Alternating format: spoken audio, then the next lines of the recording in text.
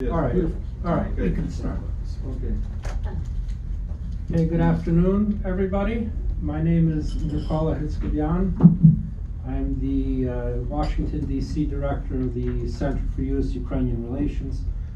Our organization, over the years, has done probably over 150 conferences and hosted 50 delegations from the United States and from Ukraine to the United States. We've done conferences in Washington, D.C., Houston, New York City, London, Washington, Kyiv, Kharkiv, Warsaw. And my colleague Anatoly Pinchuk asked me to be the moderator for today. And today's topic is titanium, okay, and the strategic implications. And as you know, titanium is a very important metal for the aerospace industry. And the major suppliers to the United States and the EU are Russia and China. Okay, and we've seen this past several years how Russia uses its economic influence as a weapon, as a way to extract concessions from various countries. We also see the same, China doing the same thing. And the strongest illustration of this is in the energy market, where we see how Europe became reliant on Russian gas and oil, and we see the results now of what's going on within the Russian-Ukraine war. Today we're going to talk about the U.S. vulnerability in the titanium industry, and how Ukraine can help alleviate that vulnerability. 1/5 of the world's titanium reserves are found in Ukraine. That's a huge amount. Titanium sponge production is very well developed in Ukraine, and there are new innovative technologies. All this will be talked about today. Our first speaker is John Hardie from the Fund for Development of Democracy. John has been looking into this issue together with Anatoly. John serves as the Deputy Director of FDD's Russia program. His research focuses on Russian foreign policy and security policy, U.S. policy towards Russia and post-Soviet space, and transatlantic relations. His byline has appeared in publications including Foreign Policy, Defense News, National Interest, C4 Isranet. John holds an MA in Security Studies from Georgetown University, School of Foreign Service, and a bachelor's degree in International Relations, Political Science, and Psychology from the University of Georgia. Our second presenter is Anatoly Pinchuk. He is the director of the Eastern European Security Institute. I've worked with Anatoly since 2012, essentially on energy security and nuclear issues and economic security. Starting in 2014, we've been working on security and defense policy. Just for your information, in 2014, when the first parts of the Russo-Ukraine war started, Anatoly was instrumental in aiding the Potomac Foundation, which at that time traveled to Ukraine. This is Dr. Phil Carver and General Wesley Clark. Anatoly was instrumental in helping them visit the frontline units at that time, which started protecting Ukraine against the Russian invasion at that time. Since then, in 2015, Anatoly's been working on military technical cooperation. But in 2021, the new Eastern European Security Institute was created, and the purpose of this institute was to study how Russia influences politics in Europe, especially in Eastern Europe and in Ukraine. Basically, Anatoly and his colleagues in the institute, and there's more information on this. They've held several conferences on Russian economic influence and how Russia uses this economic influence to subvert various sovereign countries in Europe. They've held conferences in the Baltic states and Eastern Europe, and today is the first endeavor here in the United States. Anatoly was also instrumental as one of the authors of Russian Octopus in Action, which explains how Russian agents of influence have worked in Ukraine. This is authored together with Mikhailo Honchar and Volodymyr Horbach, and Anatoly's been published in The National Interest and in The Hill as recently as March 14th of 2022. So our two speakers will do some presentations, 15 minutes each, and then we'll open it up for questions and discussions. So John, I believe you're first up. All right, thank you, and good afternoon. Thanks for joining me. As Mikola mentioned, we're going to be talking here today about the potential for U.S.-Ukrainian cooperation in the titanium industry to alleviate some important and growing threats and risks facing the United States. So I'm going to start us off by talking a little bit about those threats and risks, and then after I lay out the headache, Anatoly will give you all the aspirin. So bottom line, like I just said, increased U.S.-Ukrainian cooperation in the industry could mitigate the U.S. strategic vulnerability, benefit the Ukrainian economy, and put some additional economic pressure on Russia. Mikola covered some of this, but just a quick primer on the titanium industry. I think this will be useful for our conversation here today. 90% of the global titanium is consumed as titanium dioxide, think plastics, paper, etc. But the second most common and most sensitive security-wise is titanium metal.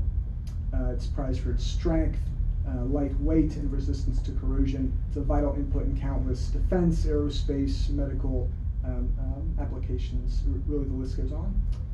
It's typically produced via something called the Kroll process. I'm not going to go into the specifics. They might come up a little bit later. But basically, the ore is purified and reduced into titanium sponge. The sponge is used to make semi-finished and then finished products. China is the world's leading supplier of titanium sponge, followed by Japan, Russia, Kazakhstan, and Ukraine. Currently, only the U.S., Japan, Russia, and Kazakhstan are universally certified for aerospace grade sponge. Although China, Ukraine, and others have that capability and are working towards it. So we'll talk a little bit about the specifics of the threat facing the United States. So the United States imports over 9% of its titanium sponge. And in 2018, for that reason, the United States government designated titanium as a critical mineral, meaning that potential disruption of the supply is a strategic vulnerability for the United States economy and military. And right now, we're actually down to just one active producer of titanium sponge. They have a plant out in Nevada, and actually even there, continued production is at risk. So the immediate concern facing the United States and really global consumers of titanium, especially in the aerospace industry, is replacing Russian supplies. As you all probably know, for a long time, Boeing relied on Avisma for a great percentage of its aerospace grade sponge. But like many other firms, Boeing, after the February 2022 invasion, eschewed Russian supplies, and this has led to a tight market. Japan has sort of stepped in to fill the void, but as many leaders in the industry will tell you, we are looking at an increasingly tight market, and if new supply isn't brought on board, we could face something of a shortage within the next few years. Now, there's a little bit longer term threat, which is a Chinese market grab. So in 2019, the Commerce Department did a study on the U.S. strategic vulnerability in this space, and one of the key warnings in that report was that, hey, as China comes on board, we've seen them do this in other areas. They pump out cheap supply and they grab market share. So we could potentially find ourselves in a situation where we're trying to eschew Russian supplies. China's filling that void and actually knocking out Western production, remaining Western production as well. So we could get into a situation where we're reliant on just China and then Russia if you want to buy from them. Anatoly will cover this in more depth, but the U.S. we're well aware, at least at the government level, that we need to find additional sources of supply. A great way to do that is working with allies and partners. This has been officially recognized in U.S. government documents. Now, Ukraine accounts for at least 6% of global titanium reserves. It actually might be quite a bit more than that, depending on how you count. But Ukraine is also one of the world's few countries that's capable of closed loop production, meaning from mining to processing to finished products. So the bottom line is there's a lot of potential here for Ukraine to be a great asset. And with that, I'll turn it over to Anatoly. Okay. If possible, beginning from 15 page. Mm-hmm.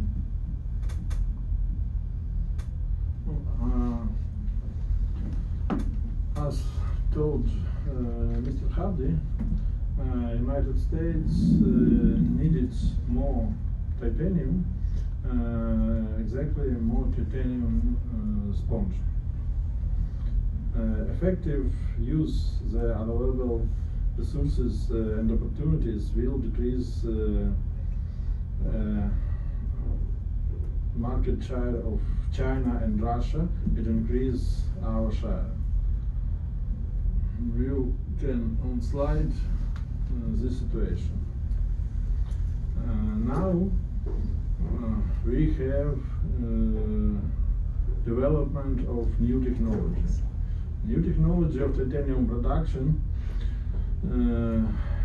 from lignite is being developed in Ukraine, in US and South Korea. But now the construction of pilot production has already beginning in Ukraine. This is water company. Ukrainian technology transferred to the US can prevent industrial espionage by Russia and China. And there is an issue about needed control of technology and counteraction against espionage Russia and China is very important. In Ukraine also we have very important another issue. This is same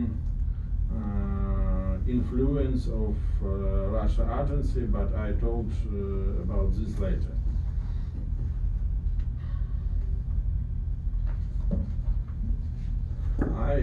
If possible, back to simple Avisma. This is 13 slide.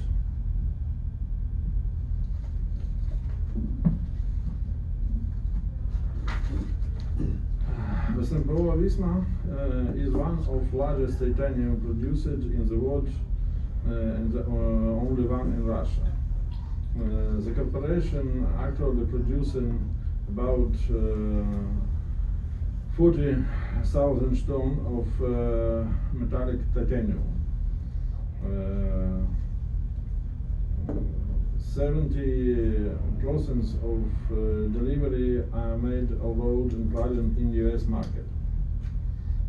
As told Mr. Hardie, Boeing influence on 35% of production, Avisma, Airbus 65, and Embraer full influence from products of Avisma. But simple Avisma also produce production for Russian military technical complex. From produce the simple Avisma produce fighter MiG-29, MiG-31, Su-27, Su-30, Su-34 and Su-35. New generation Russia flyers, Su-57. Strategic aircraft, Il-76. Helicopters, Mi-8 and Ka-52 Alligator. Hypersonic missiles. Another missiles which now use it against Ukraine and destroyed Ukraine infrastructure. and more another Russian weapons. Now, U.S. included Avisma on sanction, but we have same another problem that European Union also beginning sanction from Avisma, but stop this sanction. But we have lobbying pro-Russia agency and Europe lobbying from Airbus and Israel also. If possible, now back to Ukraine. 17 slide.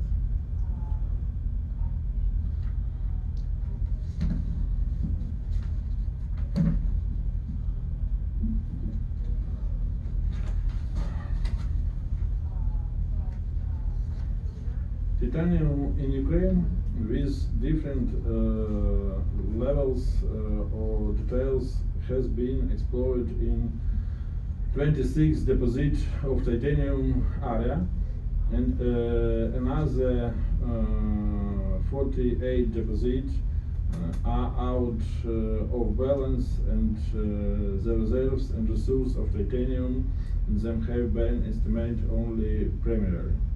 According to experts, they provide reserves of titanium feedstock in Ukraine.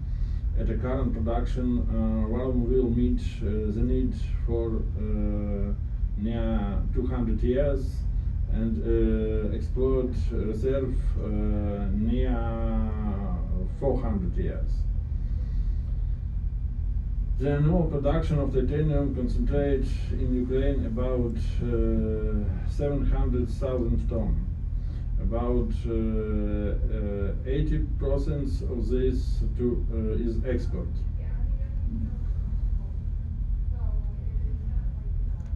Next slide.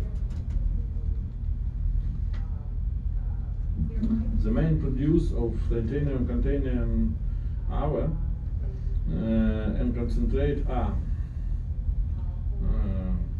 Volnogorsk mining and metallurgical plant, and Irshansk mining and metallurgical plant. This plant have State United Mining and Chemical Company. This is main product of ilmenite and another titanium cereals. Reserve ilmenite 4,400,000 tons.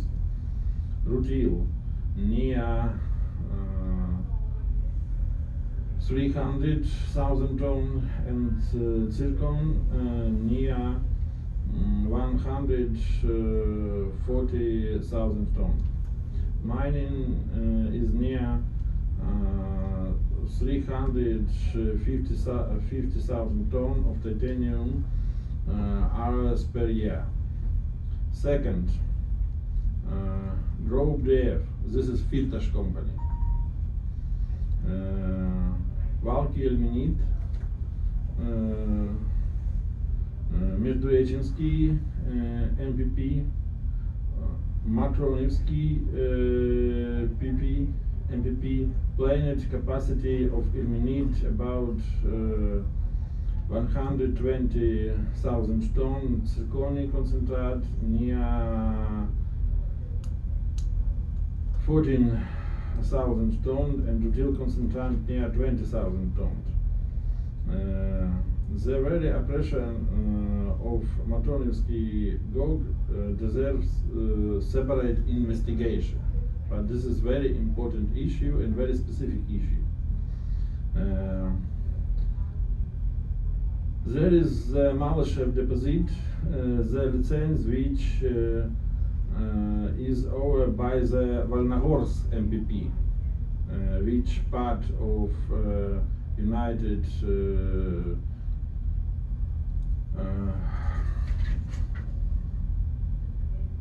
mining and chemical company, the state company. But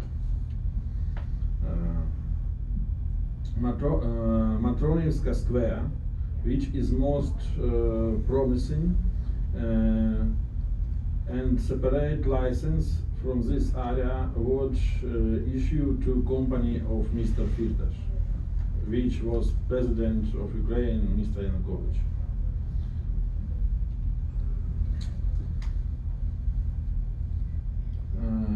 Another, Demulinsky MPP, controlled of the Avisma.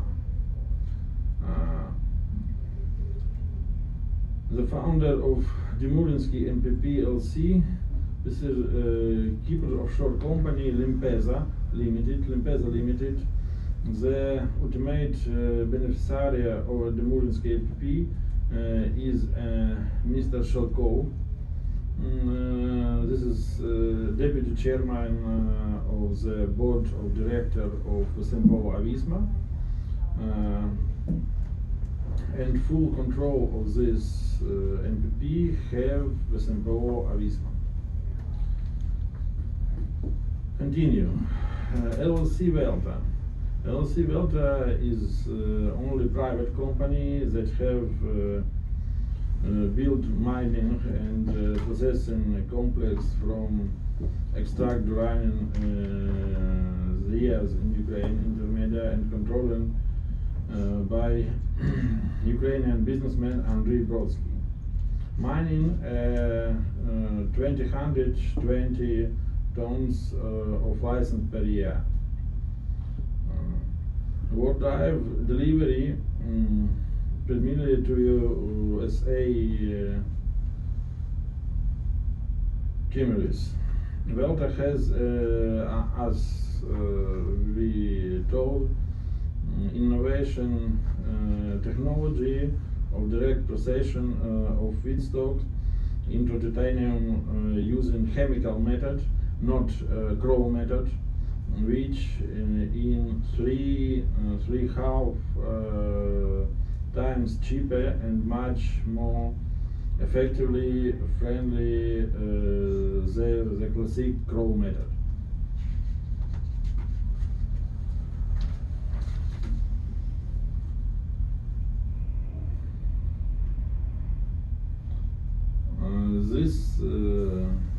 This slide about next slide. Yes. This slide about specific new technology of production titanium of Velta company.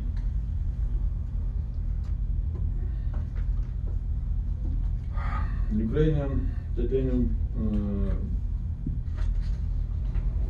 titanium sports. Ukrainian ZTMP, Zaporizhian Titanium and Magnesium Plant, is only manufacturer of titanium sponge on Europe. The distinct capacity of this plant is 20,000 tons of titanium sponge per year. However, positively now production volume near 10,000 tons of sponge per year. Existing capacities do allow covering the US demand for titanium sponge. This is requires of modernization of existing and development of new capacities in periods of more than 2 times taking into account of international needs in Ukraine. United States annually import near 24,000 tons.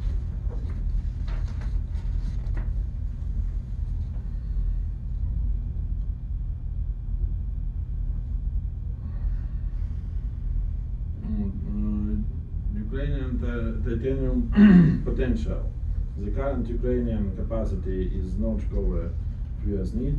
Investment and requirement to develop new deposits and capacities in this production at least 1.5 times minimum 60 million of investments to requirement of mining and processing plant with a capacity of 100,000 tons of concentrate per year. And another investigation you see at this slide what needed to development of Ukrainian titanium potential. Next slide. I begin to talk about CTMP and what's needed for development of new capacities of ZTMP potential. This is also next slide. This slide about different of two technology. We have two way. First way for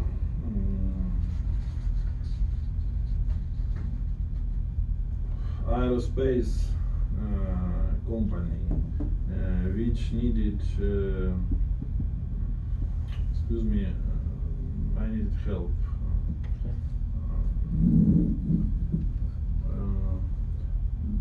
Для вироблення деталей для аерокосмічної промисловості, які мають витримувати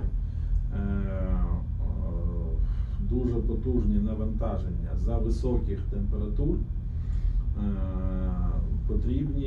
потрібно виробляти їх класичним методом крова. І для цього оптимально використовувати продукцію Запорізького титано-магнієвого комбіната, далі зробивши наступний етап, те виробництво, яке фактично зараз робить в СМПО Avisma. Тобто вже виробляти готові деталі для аерокосмічної промисловості з титанової губки. So, for the production of aerospace industry and the military industry, you need parts which can withstand very heavy loads and high temperatures. To do this, you need to use the titanium sponge and using the classic Kroll method. The Zaporizhian plant produces the titanium sponge, and what is needed is to add the step that Avisma does, where it finishes the product into finished parts. Others titanium production can produce at new technology from Welte company. For this production, these other types of products do not require a specific characteristic of product. Taken together, creation and site production for the stage may make and positive entirely abandon the import of produce from SMPO Avisma and same Chinese company. What is necessary to take into account the high network of agent influence of Russia Federation in Ukraine in India. I begin to talk about this to start my speech. Such agents of influence used corruption scam and provided direct and indirect export of titanium rain materials to the Russia Federation. Thus, during 2021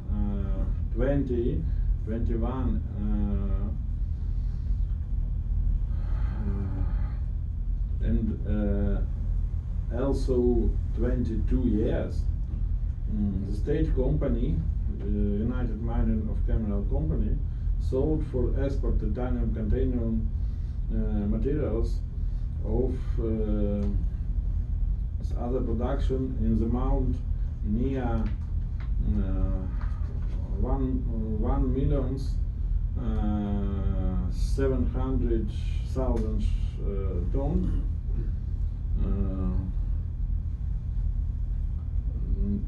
of which actual export to Russia Federation, but for specific period amounting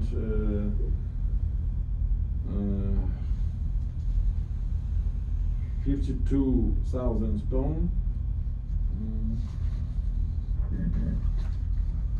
of titanium containing raw materials to Russia Federation. At the same time, to the address in Russia company Avisma, which a branch corporation with simple Avisma under chairmanship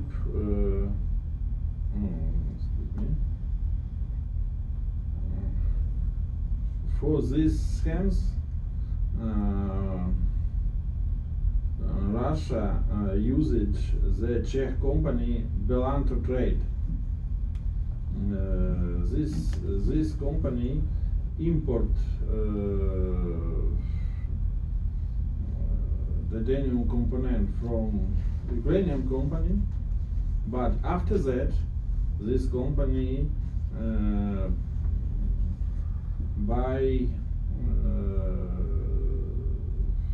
this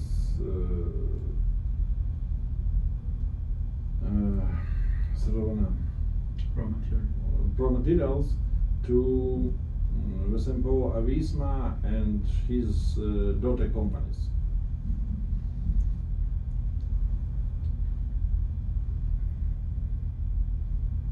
And this situation needed more investigation and more cooperation between Ukrainian Special Service and US Special Service, but we needed to destroy these schemes and this corruption scam and this scam which can have direct against international interest and US in Ukraine. Influence the war. We changed situation on titanium market, but beginning full war Russia against Ukraine. The start of full-scale war between Russia and Ukraine not only led to worsening of the situation. First of all, this concerned the need to stop technologically husband industry and problems with export of product. We now not can export to CRA. Several next slide, please. Next slide. Next. That's it. It's okay. Several import enterprises stopped for various reasons. In particular, the Zaporizhzhia titanium and magnesium combinate was completely stopped, and additional resources are needed to start it. Fact mining and processing another Gorkin company. But after start the war, there was same positive circulation. In fact, now resistance of agents of influence on Russia Federation and corrupt officials are being overruled regarding the nationalization of titanium as they belong to Russia and affiliate with Russia structure such as with example Avisma and Mr. Firtash. And in our opinion, we needed help to US government about methodology of nationalization for the state to belong to Russia structure and oligarch and them can offer of President Zelensky to buy out of all titanium assets or state of Ukraine. But if U.S. government make this, this more protect of this company from Russian attacks. More the proposal that needed protect Zaporizhsky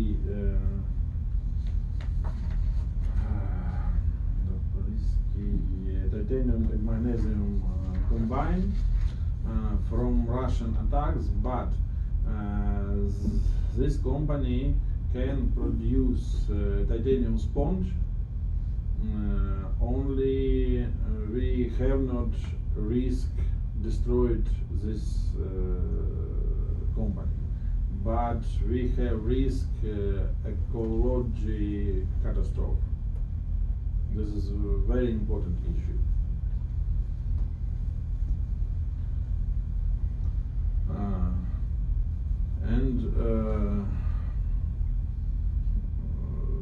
Also needed creation of new high-tech production of titanium product basis as a technology of direct passation of raw materials into titanium by chemical method. We talked about this, and should be implemented in the United States, as well creation in engineering centers and provide this technology. On direct line of our proposal that we can use Ukrainian potential, US can minimize influence from Russia and China's company, and for this needed a government program. Last slide. Government program to encourage and subtraction of titanium raw materials and titanium products of Russia and China, origin by significant increase in supplies from Ukraine, including the acquisition of Ukrainian enterprises and the construction of new production capabilities in cooperation with Ukrainian companies. Now, new produce can organize in US and in Eastern Europe, but now we have risk of Russia attacks on Ukrainian territory. After finished war, we can also they produce in Ukraine also. After this, we have full titanium produced complex, which can задовольнити потреби. Satisfy Satisfy needs of US and not only US and maybe in same Europe country also. Thank you. Okay, I thank you for your presentations, and I'll ask the audience, are there any questions or clarifications that you would need? Well, if the war was to end tomorrow, how soon could Ukraine begin supplying aerospace grade sponge Скажи to мені, the як US? війна закінчилася завтра, як швидко Україна може постачати титанову губку на рівні космічної індустрії? Титанову губку Україна може постачати теоретично навіть зараз, якщо Запорізький титановий магнієвий комбінат буде достатньою мірою захищений від ризику ракетної атаки з боку Російської Федерації. Ukraine could supply enough titanium sponge immediately, even during the war, if the Zaporizhian magnesium titanium plant was protected with against missile attack. And is that plant in eastern Ukraine? Це в східній Україні. Це в Запоріжжі, це центральна Україна. This is in central Ukraine, Zaporizhia. Питання полягає в тому, що для виробництва титанової губки використовується хлор. І якщо буде ракетний удар в момент, коли йде виробництво, може статись витік хлора, і, як я вже казав в своїй доповіді, може статися екологічна катастрофа. So, to produce titanium sponge, you need to use chlorine. And if there's a missile attack during this process, you could have an ecological disaster. Саме через це він зараз зупинений. And because of this, for safety reasons, the production there has been suspended. Якщо він буде надійно захищений, то виробництво можна розпочати наново навіть зараз. Тобто на рівні тих потужностей, які є в комбінатах. If it's protected, protected from missile attack, it can start production in the maximum amount that it is built for. Інша річ, що з цієї губки мають вироблятись вже конкретні деталі для авіакосмічної промисловості, оці надміцні деталі. І саме про необхідність організації їх виробництва з титанової губки ми кажемо. So out of this titanium sponge is what the high-tech parts are produced. And this is the part of the production that we are talking about, which needs to be developed. І таке виробництво може бути зорганізовано як в Східній Європі, так і в Сполучених Штатах. And this З finishing титанової губки, яку виробляє Запорізький титаново-магнієвий комбінат. and this finishing process can be done either in Eastern Europe or in the United States from the titanium sponge which is produced by the Zaporizhian plant. Інша річ, що по закінченні війни можна провести модернізацію цього комбінату і суттєво збільшити обсяги виробництва і тим самим повністю задовольнити потреби в цій продукції Сполучених Штатів принаймні точно, а можливо і не тільки. So also after the war, this plant could be modernized, where it would fully be able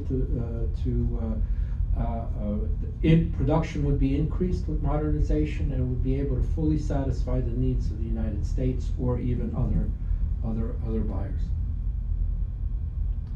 And so for aerospace grade, it'd have to be certified. The sponge would have to be certified, right? So there'd have to be some sort of legal, procedural help from the United States government, maybe working with industry to get that certification. Is that correct? Так, Yes. так. І фактично питання полягає в тому, що якщо будуть створені відповідні умови, то на нашу думку самі американські компанії будуть зацікавлені це швидко зробити. So if Тобто the питання полягає в тому, що необхідна просто додаткова державна підтримка внутрі Сполучених Штатів для самих же американських компаній цих процесів. So, with the proper conditions, U.S. companies would be able to assist in all of this. But to do this, you would need the proper government support for the U.S. companies to be able to take care of this process. Я знаю приклад, що якщо ви знаєте, то в цьому оборонному бюджеті Сполучених Штатів є стаття щодо необхідності доповіді Державного департаменту Сполучених Штатів перед Конгресом щодо якраз можливості заміщення постачання титанової продукції з Росії і Китаю продукцією з України. So I know that in this year's defense budget there was a requirement for the Department of State to give a report about the possibility of replacing titanium products that come from Russia and China with Ukrainian titanium products. Так ось це просто стаття, яка каже про необхідність вивчення цього питання. So this is an amendment that was included which shows the need for the study of this issue. Але я знаю, що навіть просто після ухвалення цього рішення деякі американські компанії почали проявляти на порядок більшу зацікавленість в інвестиціях в українську титанову галузь. So when this amendment was accepted, I know that several U.S. companies showed more interest in Ukraine in the titanium issue. Але, звісно, війна це все призупинила. But obviously the war put a stop to all of it.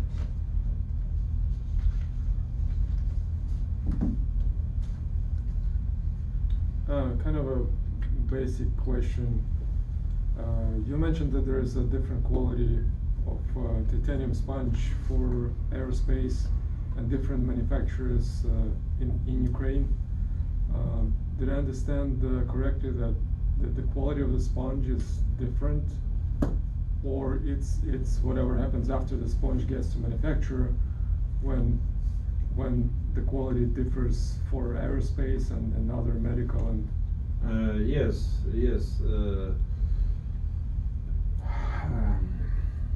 Є зараз саме українська компанія Велта розробила і запатентувала в Сполучених Штатах нову технологію виробництва титанового порошку з ілюмініту. І відповідно далі вироблення вже продукції титанової з цього титанового порошку. So you have a Ukrainian company, Velta, which has a U.S. patent on producing titanium parts using a different method other than the Kroll method, where they use the titanium, the ilmenite powder, to produce parts.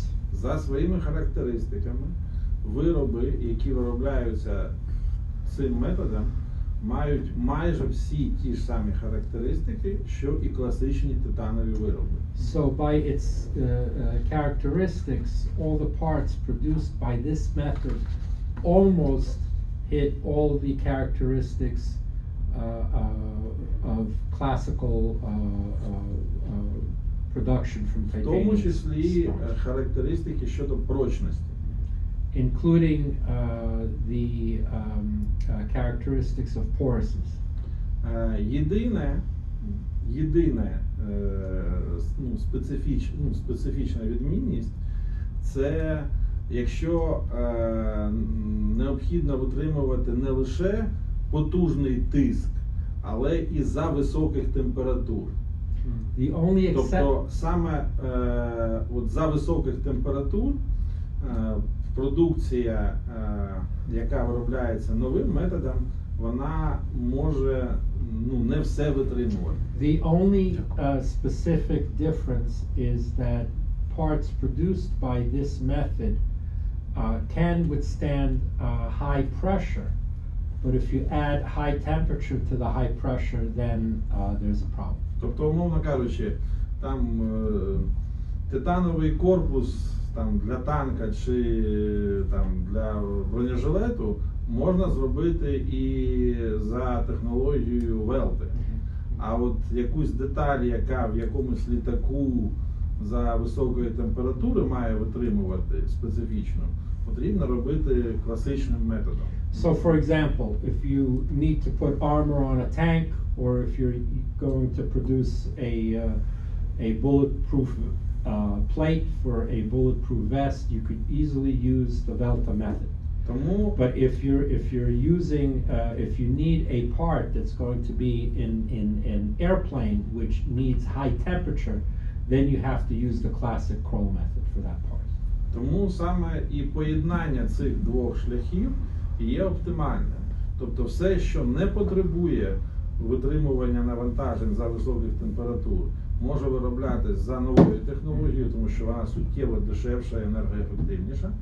А те, що специфічно має витримувати такі навантаження, за старою класичною технологією. І сукупно, використовуючи український сировинний потенціал, якщо ми кажемо, що дійсно все буде націоналізовано, все, що належить Вірташу, СМПО, Авісма тощо, і будуть дорозвідані і введені в експлуатацію ті родовища, які мають тільки баланси, а ще не використовуються, тобто які мають оціночні запаси.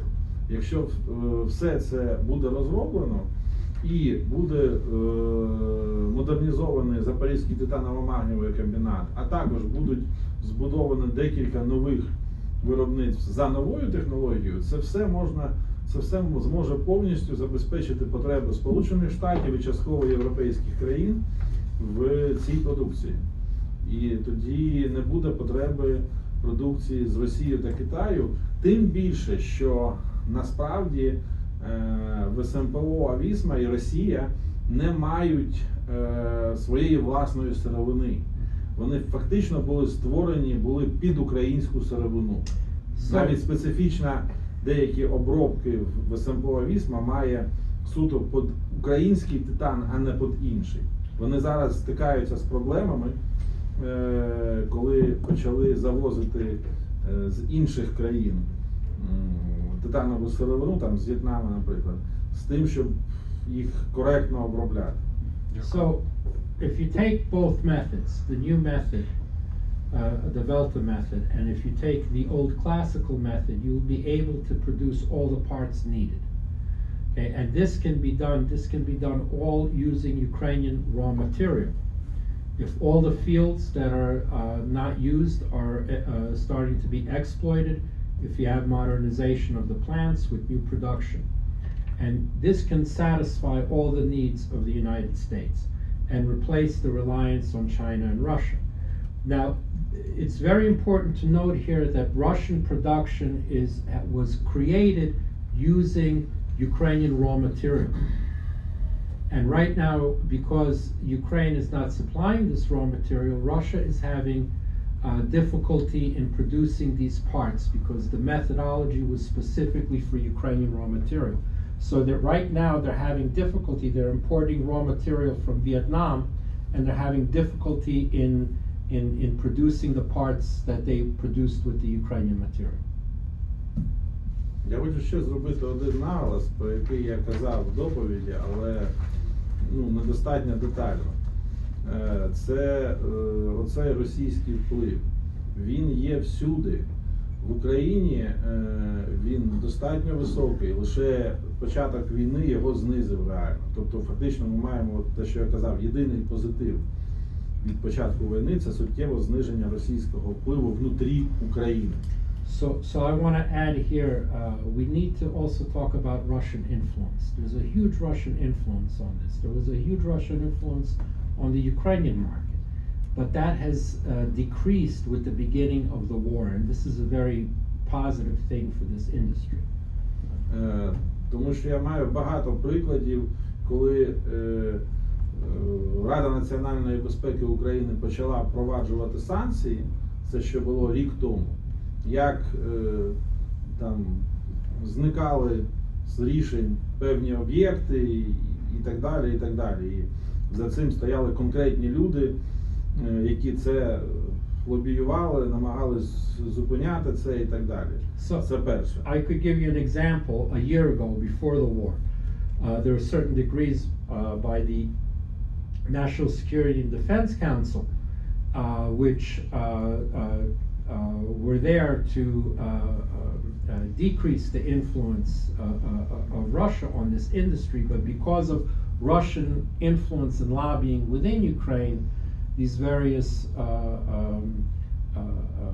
articles were changed. Те ж саме є і в Європі, і в Сполучених Штатах. And you have the same thing here in the United States and in Europe. Знову ж таки, та сама ситуація з СМПО Авісма, яку спочатку включили до санкцій, а потім на прохання, я так розумію, лобістів Airbus і Embraer, а також російських лобістів, виключили. So, for example, or Avisma was included in the sanctions list, but then because of lobbying from Airbus and Embraer, it was taken off the sanction list, together with Russian agents of influence in the United States and in Europe. Причому виключили одночасно з введенням нового пакету санкцій. And they took them off the sanction list with a new packet of sanctions. Сполучені Штати санкціонували там Авісму, інші російські компанії і так далі. Але з 9 по 12 жовтня в місті Орландо буде конференція Титанової асоціації Сполучених Штатів. So give you an example from the United States. The United States sanctioned or Avisma, but from the 9th of October to the 12th of October, there's going to be a Titanium Association conference in Orlando, Florida. Найбільша делегація, яка бере участь в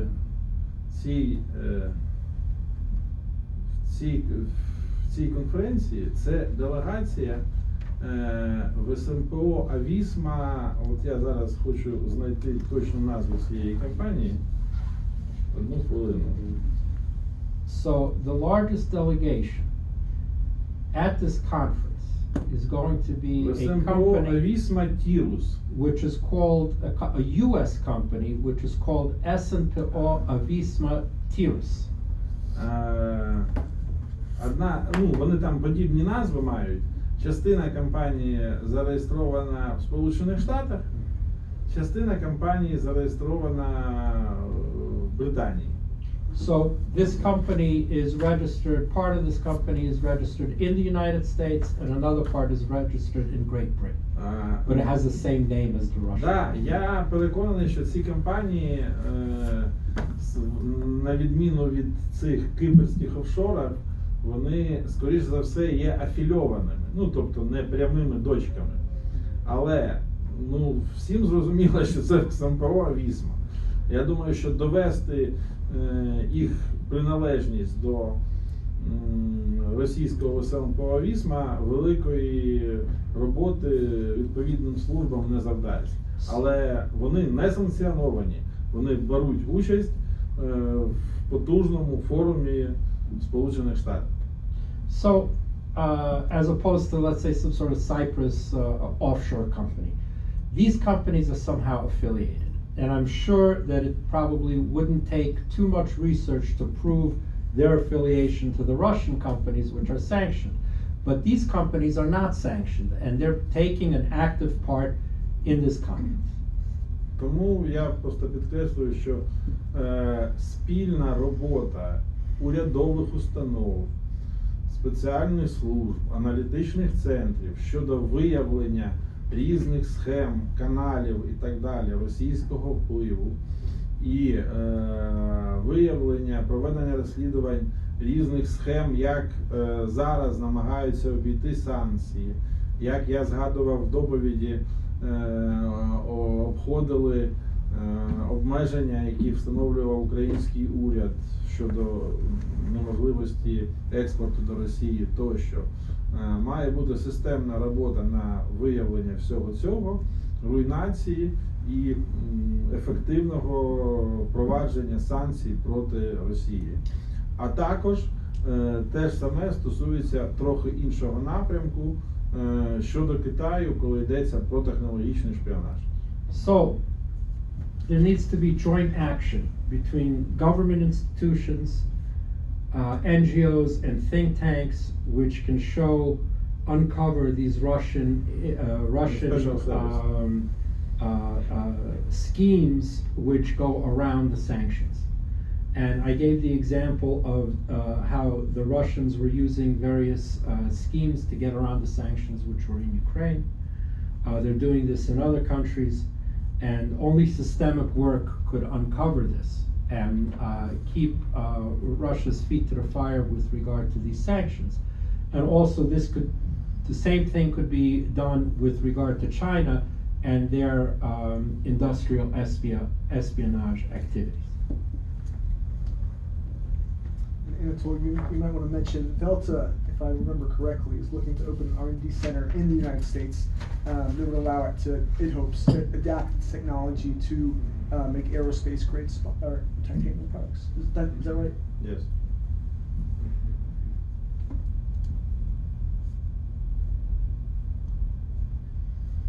Any other questions or comments or discussion? So from what I understand, basically raw material, Russia does not has its own raw material almost absolutely, right? So they import everything, because I just looked on Stata, it's mostly China, Mozambique, Ukraine, which has, is that correct? Зараз, як я вже сказав, вже під час війни таки вже навіть ці тіньові схеми, про які я згадував в доповіді, вони були зруйновані. Зараз росіяни намагаються купувати сировину для своїх потреб в інших країнах. Їм її не вистачає.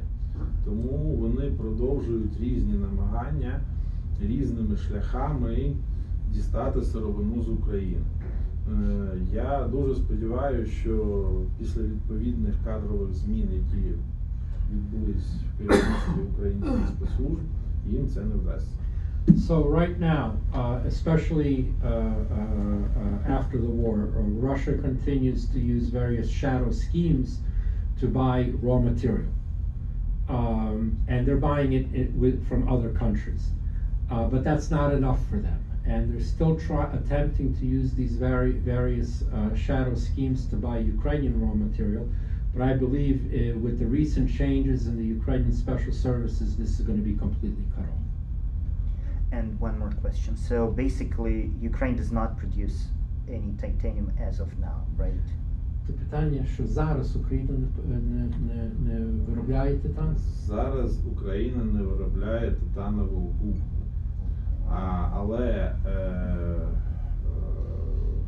виробництво сировини, тобто видобуток і переробка сировини до тієї якості для того, щоб експортувати до споживачів, в тому числі в Сполучених Штатах, це є.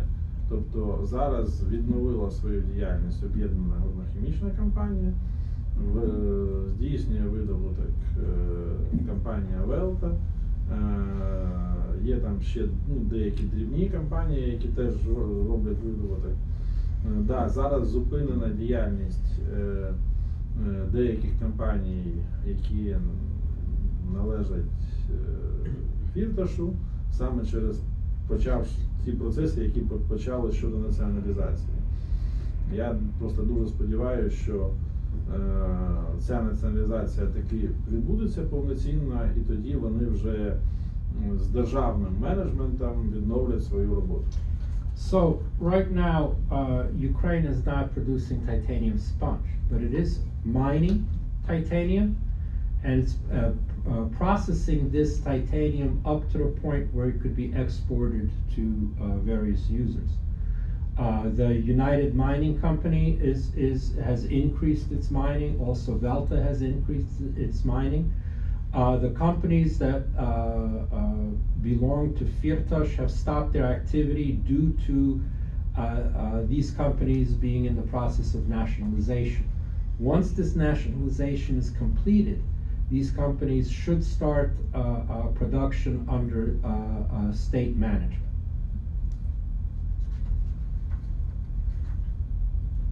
Is there any agenda or like action plan or any negotiations in between governments about this case? Чи є якась програма? Я розумію. Станом на зараз я не готовий говорити про те, що є чітка програма дій з боку України. тому що робота над цим була почата Міністерством стратегічної промисловості України, але вона не була завершена. З початком війни ці процеси взагалі зупинилися.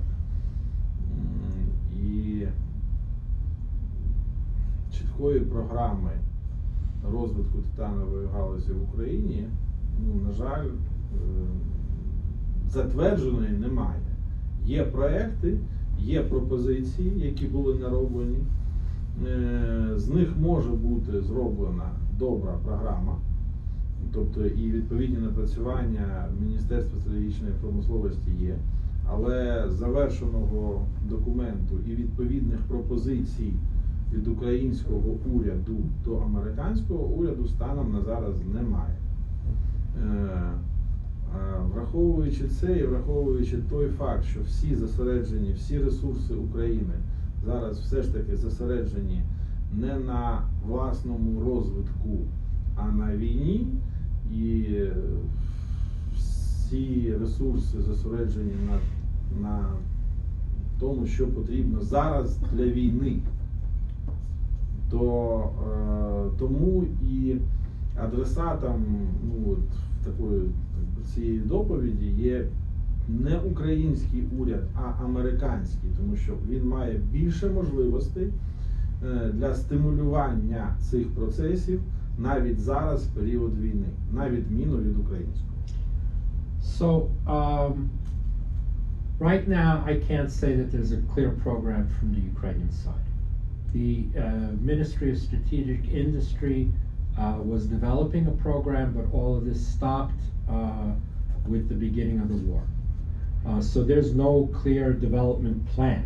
There are projects, there's propositions, but there's been no proposition going from the Ukrainian government to the US government. At the moment, all Ukrainian resources are focused in on the war and what are the immediate needs regarding the war at the moment. And one of my points here is that right now actually the US government is in a better position because it has more resources and more abilities to put forth a plan for Ukraine to stimulate this industry.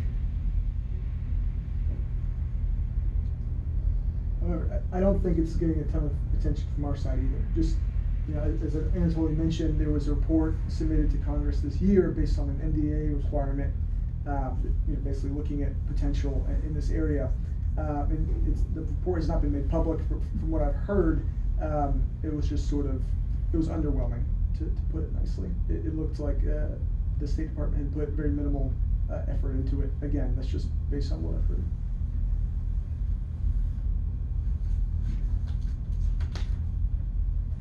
Any other questions or comments or discussion?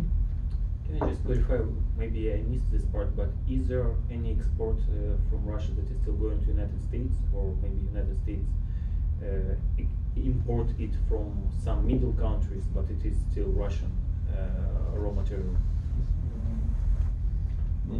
Станом на зараз, після того, як була санкціонована розсимкова Avisma, компанія Boeing призупинила закупівлю продукції розсимкова Avisma і дотримується режиму санкцій, незважаючи на те, що компанія Boeing вклала, якщо я не помиляюсь, 17 чи 18 мільйонів доларів спільне підприємство розсимкова Avisma саме з виробництва оцих деталей. So at the moment, Boeing has stopped purchasing any Russian products, and they're holding to that, despite the fact that Boeing earlier had invested $17 million in a joint venture with Avisma to produce the needed parts. І саме тому якраз рішення Європейського Союзу виглядає на цьому фоні дуже хибно. So that's why the decision of the European Union looks very defective with regard to this.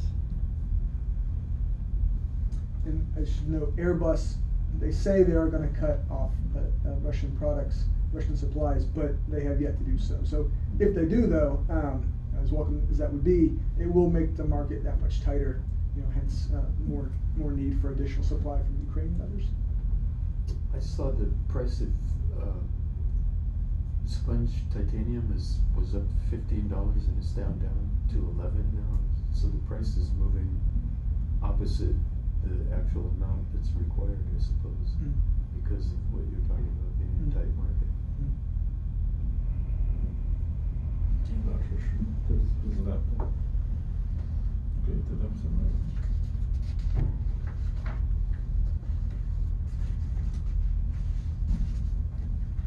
Okay, if there are no more questions or discussion, I would invite people, we still have plenty of coffee and sweets. Please take the opportunity to talk directly to Anatoly and to John. With regard to Anatoly, I could help with the translation. So I would like to thank you all. As you see, the metals market and the titanium market are a very niche market. If we had a discussion here about HIMARS or Tomahawk missiles for Ukraine, we would be in the other room. Okay, our organization does a security dialogue every year in the spring, and we do it in the Peter Zenger room across the hall. Right, we have 70, 80 participants in that meeting. But defense, missiles, tanks, artillery, that's all sexy, especially right now with the war, and that's definitely needed. But we see that this titanium, the reliance on titanium will come and bite the West in the butt, just like the reliance on Russian gas and oil has bit the Europeans on the butt. For years, one of Anatoly's colleagues, and Anatoly himself was saying this, that the Russians will use their economic levers for political influence. Okay, they were saying that for years. And the Russians will use this titanium reliance, and the Chinese will also use this titanium reliance of the West on production, and they will use that as economic and political influence. So this is something we need to think about. We see an example in Europe with regard to energy, and we see a potential now. So with Anatoly's and John's work, the United States is forewarned. It's forewarned about this problem. Okay, but the question is, what is the U.S. going to do about it? So I'll leave you with that note. And we shouldn't forget what all the tanks and fighter jets and whatnot, all the other sexy stuff is made out of. So maybe we'll bring that up at the next Yeah, conference. it's all made out of titanium. All these parts. Well, thank you for the presentation. Thank you so much. Thank you for